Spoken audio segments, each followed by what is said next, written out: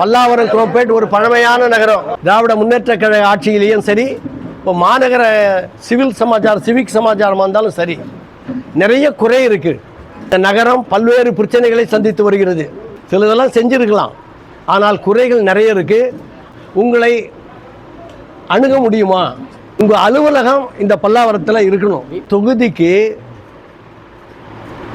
அடிக்கடி வருவீர்களா? கேண்டிடேட்டும் அப்படிதான் முதல்ல சொல்றாங்க. சட்டமன்றத்தில் மக்கள் பிரச்சனைகளை எழுப்புவீர்களா? ஒரு மகிழ்ச்சி அளிக்கக்கூடிய சமாச்சாரம். ஐஜேகே வேட்பாளர் டாக்டர் வெங்கடேசன் பல்லாவரம் தொகுதியில் பிரச்சாரம் தொடக்கம். 6 கேள்விகள் கேட்ட சமூக ஆர்வலர் அதிர்ச்சி பதில் கொடுத்த வேட்பாளர். பல்லாவரம் தொகுதியில் தேர்தல் பரப்பு நாளுக்கு நாள் அதிகரித்து வருகின்றது. இந்த நிலையில் ஐஜேகே கட்சியின் வேட்பாளர் டாக்டர் வெங்கடேசன் இன்று காலை முதலே தனது தேர்தல் பிரச்சாரத்தை தீவிரமாக தொடங்கினார். முதற்கட்டமாக பல்லாவரம் தொகுதிக்கு உட்பட்ட நலசங்க நிர்வாகிகளை நேரில் சந்தித்து ஆதரவு கோரினார். மக்களுடன் நேரடியாக உரையாடி அவர்களின் குறைகளை கேட்டறிந்து வாக்கு சேகரிப்பில் ஈடுபட்டார். இந்த சந்திப்பின் போது மக்கள் விழிப்புணர்வு சங்க நிர்வாகியும் மூத்த சமூக ஆர்வலருமான வி சந்தானம் அவர்கள் வேட்பாளரிடம் 6 முக்கிய கோரிக்கைகளை முன்வைத்து கேள்விகளை எழுப்பினார். அந்த கேள்விகளுக்கு டாக்டர் வெங்கடேசன் எதிர்பாராத வகையில் தைரியமாக பதிலளித்து அங்கிருந்த மக்களிடையே பெரும் கவனத்தை ஈர்த்தார். இந்த சம்பவம் தற்போது பல்லாவரம் அரசியல் வட்டாரத்தில் பேசும் பொருளாக மாறியுள்ளது. மேலும் தேர்தல் களச்செய்திகள் உடனுக்குடன் அறிய 3S மீடியாவுடன் தொடர்ந்து இணைந்திருங்கள். அந்த விதத்தில் அவரை வரவேற்கும் விதத்தில் இந்த ரோஜா மாலை அணிவித்து கௌரவிக்கிறோம்.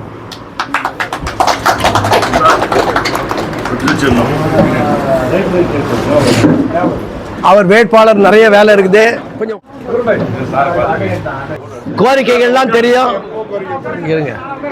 கொஞ்சம் எல்லாரும் உக்காந்தீங்களா தான் பேச முடியும்.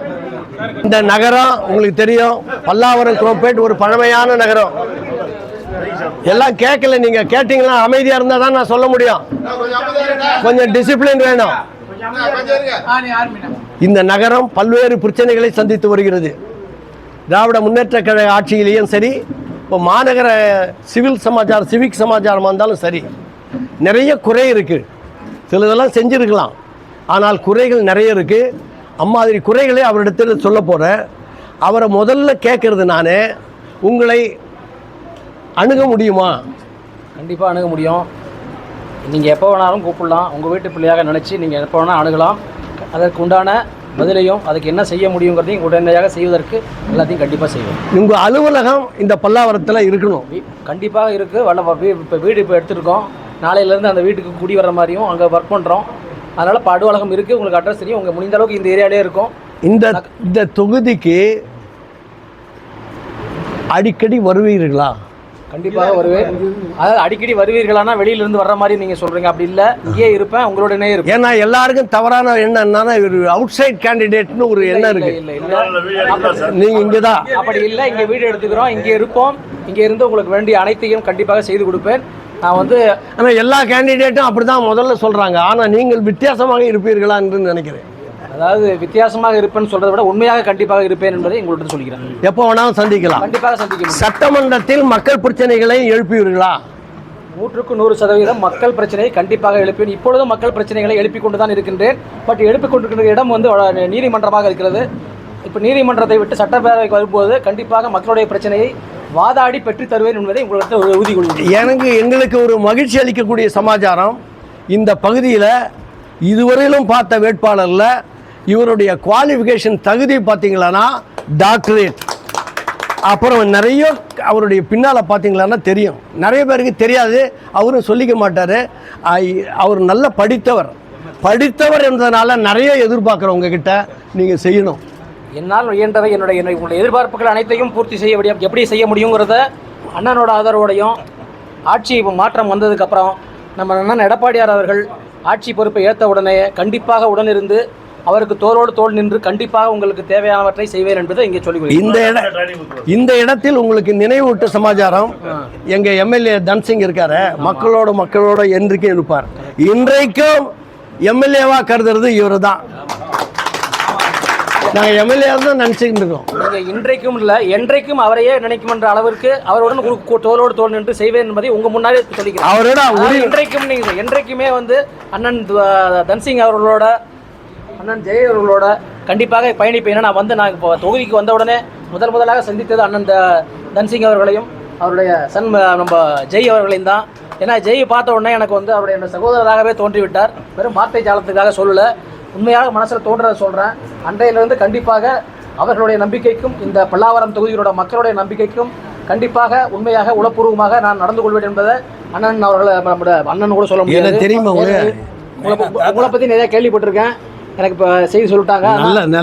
நல்லதா கேள்விப்பட்டிருக்கீங்களா, மோசமாக கேள்விப்பட்டிருக்கீங்களா? இல்லை அப்போ உங்கள்கிட்ட நல்லது மட்டும்தான் இருக்குதுன்னு கேள்விப்பட்டேன். சரிங்களா? அவர் வேட்பாளர் முன்னால் ஒரு 5-6 கோரிக்கைகளை வைக்கிறேன். முதல் கோரிக்கை, இன்றைக்கி வந்து டெய்லி எங்களுக்கு வாட்டர் வேணும். இப்போ செம்பரம்பாக்கம் தண்ணீர் 120 அடி மேலே போச்சுன்னா அதை கடலில் விடுறான். மறுபடியும் என்ன பண்ணுறான், 1000 கடல் நீரை குடிநீராக்கி டீசலினேஷன் பிளான்ட் மூலியமா தண்ணி கொடுக்குறோம். இது வேஸ்ட்டு. நாங்கள் என்ன சொல்கிறோம், உபரி தண்ணீரை இங்கே இருக்கிற 12 ஏரிகளையும் இணைத்து வீராணத்திலேருந்து கொண்டு வரும்போது, கிருஷ்ணாவிலேருந்து கொண்டு வரும்போது இங்கே செய்ய முடியாதா? அந்த உபரி நீரை இந்த ஏரிகளுக்கெல்லாம் மடைமாற்றி புனரமைத்து அந்த நீர்நிலைகளை எல்லாம் காப்பாற்ற வேண்டும். நீர்நிலைகள் அனைத்தும் பாழ்பட்டு கிடைக்கிறது இந்த ஆட்சியில். ஒரு ஏரியை கூட புனரமைக்கவில்லை அப்படின்றது எங்களுடைய குற்றச்சாட்டு. நீங்கள் இப்போ ஏரி என்பது இயற்கையாக உருவாவது, குளம் என்பது வெட்டப்படுவது. இங்கு அபாரமான ஒரு இயற்கை வளம் இருக்கிறது இந்த பகுதியில். ஆனால் அது புறக்கணிக்கப்பட்டு நாசமாக இருக்குது. இதுக்கு நீங்கள் வந்து முதல் உரிமை கொடுத்து இந்த 12 ஏரிகளையும் புனரமைத்து கொடுக்கணும்னு கேட்டுக்கிறேன். அது மாதிரி உபரி நீர் சிறு நீர்த்தேக்கம் ரிசர்வாயர் கிடையவே கிடையாது. செம்பரம்பாக்கத்துக்கு அடுத்து நீர்த்தேக்கமே கிடையாது இந்த பகுதியில். தென் சென்னை பகுதியில் நாஞ்சில் மனோகரன் இருக்கும்போது திருநீர்மலையில் போய் பார்வையிட்டார். இந்த பகுதியில் சிறிய நீர்த்தேக்கம் உண்டாக்க வழி செய்யணும்னு அவர் சொன்னார். ஆனால் யாரும் கேட்டுக்கல. ரெண்டாவது, ஜிஎஸ்டி ரோடு மழை காலத்தில் ஃப்ளட்டு, காரெல்லாம் அழிந்து போடுது. காரணம் அந்த தேங்குற வெஸ்ட்லேருந்து வர தண்ணி ஈஸ்ட்டுக்கு போகணும். ஜிஎஸ்டி ரோடை கடந்து ட்ராக்கை கடந்து நீர்நிலைக்கு போனோம். ஆனால் ட்ராக்கில் 3 கல்வெட்டு இருக்குது. இந்த 3 கல்வெட்டும் துந்து போயிருக்குது. ரயில்வேக்கு ஹைவேஸ் வந்து 10 கோடி கட்டியிருக்கான். இதுவரையிலும் அவங்க செய்யலை. அதனால் இந்த வெள்ள பாதிப்புனால் அதிகமாக பாதிக்கப்படுறது இந்த பகுதி மக்கள். ஏர்போர்ட்டுக்கு போக முடியாது. நீங்களே கூட அவசரமாக போக முடியாது. மழை காலத்தில் வெள்ளம் எத்தனை வருஷமாக இருக்குது. இது அதிமுக காலத்திலேருந்து திமுக காலத்தில் இருக்குது. இதுக்கு தீர்வே இல்லை. இதற்கு ஒரு முடிவு வேணும். அது மாதிரி ஆக்கிரமிப்புகள் கண்டுக்கிறதே கிடையாது. நீங்களாவது வந்து அவங்க பாதிக்காத அளவுக்கு ஆக்கிரமிப்புலாம் அவ்வப்போது அகற்றணும்.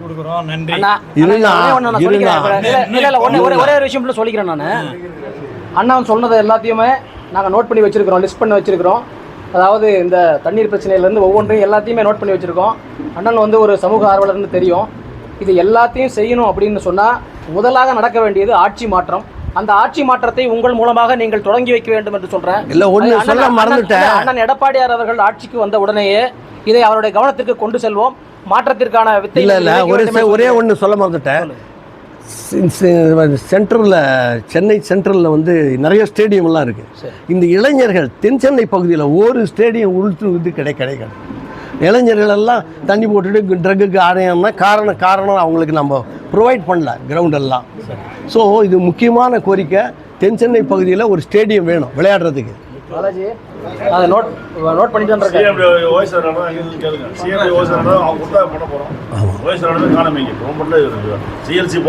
அப்புறம் பாதாள சாக்கடை திட்டம் நாசமாக போச்சு. 2012 இவர் இருக்கும்போது கனெக்ஷன் கொடுத்தார்.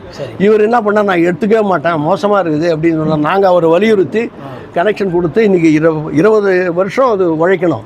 ஆனால் இப்போ நாசமாகிடுச்சு. எங்கே பார்த்தாலும் அந்த பாதாள சாக்கடையினுடைய கம்ப்ளைண்ட் தான் அதிகமாக இருக்குது. இது வந்து தமிழகம் முழுவதாக நாங்கள் இந்த மாதிரி சொல்கிற மாதிரி சரி, தமிழகம் முழுவதுமாக இந்த கம்ப்ளைண்ட் இருக்குது. இது அண்ணன் எடப்பாடியார் அவர்கள் கண்டிப்பாக முன்னெடுத்து வருவார். பல்லாவரம் தொகுதியிலிருந்து கண்டிப்பாக என்னுடைய சார்பாக தேர்ந்தெடுக்கப்படுகின்ற பட்சத்தில் உங்களோடு இருந்து என்னென்ன குறைகள் இருக்குது என்பதை கண்டிப்பாக கேட்பேன். நீங்கள் உங்கள் லிஸ்டெல்லாம் கொடுத்துருங்க. நம்ம வந்து எல்லா லிஸ்ட்டையும் எடுத்துப்போம். ஒன்றாக இணைந்து இந்த பிரச்சனைகளுக்கு உண்டான ஒரு தீர்வை கண்டிப்பாக நிரந்தர தீர்வை. ஒரு விஷயம் என்னன்னா, மற்ற நகரம் வேற, பல்லாவரம் வேற. பல்லாவரத்தில் நூற்றுக்கணக்கான நலச்சங்கங்கள் இருக்குது. இங்கே விழிப்புணர்வு கொண்ட மக்கள் ஏராளமாக இருக்காங்க. அதனால் உங்களை அடிக்கடி தொந்தரவு பண்ணுவோம், சீண்டிக்கிட்டே இருப்போம். அதுக்கெல்லாம் நீங்கள் பொறுமையாக இருந்து எங்களுக்கு வழிகாட்டி நல்ல வசதிகள் எல்லாம் கொண்டு வந்து பெஸ்ட் சிட்டின்னு பேர் வாங்கணும். உங்களுடைய ஆதரவோட அதை கண்டிப்பாக பண்ணுவோம்.